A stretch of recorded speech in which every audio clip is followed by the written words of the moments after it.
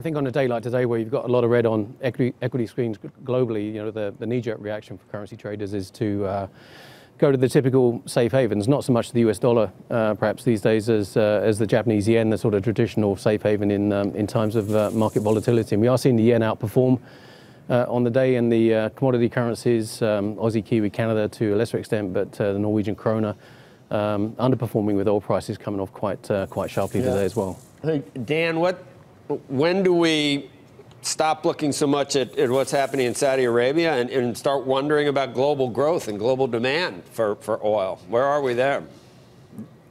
Good question, because I think the market's very much in neutral to the downside to some extent. We've seen gas prices across America drop about 3 cents a gallon in the past week, but I sense that there is probably further movement.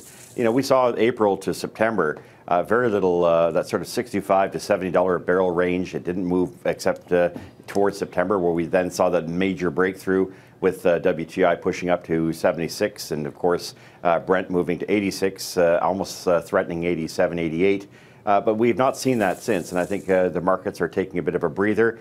There seems to be some renewed connection between the equities market and the commodities market, something we didn't think about 10 or 12 years ago. The two certainly were combined as they are now. And of course, the U.S. currency, which remains, relatively speaking, with only a few more announcements on future interest rates hikes, could have some impact in terms of pushing down oil and gasoline. What I'm looking at, however, is the next 2 weeks being relatively quiet after November 4th with the sanctions on Iran, a wait-and-see approach as to whether or not there will, in fact, be the need to further look for additional oil supplies. If that is not the case, look for oil to rise, but not necessarily gasoline. We're seeing a bit of a disconnect between oil and gasoline of late.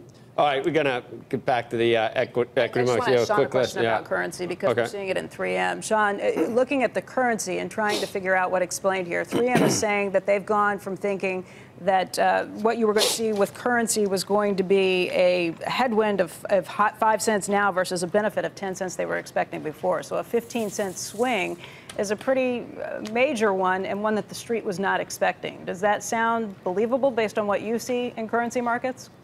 Well, I guess it depends on what their particular exposures are and whether they've hedged their FX risk or not. It's difficult to say specifically at this point. I mean, markets generally have been actually fairly subdued volatility-wise over the past few months. We've basically been stuck in a bit of a range, so it's difficult to know exactly what they're talking about without seeing a bit more detail. No. Currency's the last refuge of scoundrels. I don't think it's not what happened here. Dan McTeague of GasBuddy.com, Shaun Osborne of Scotiabank.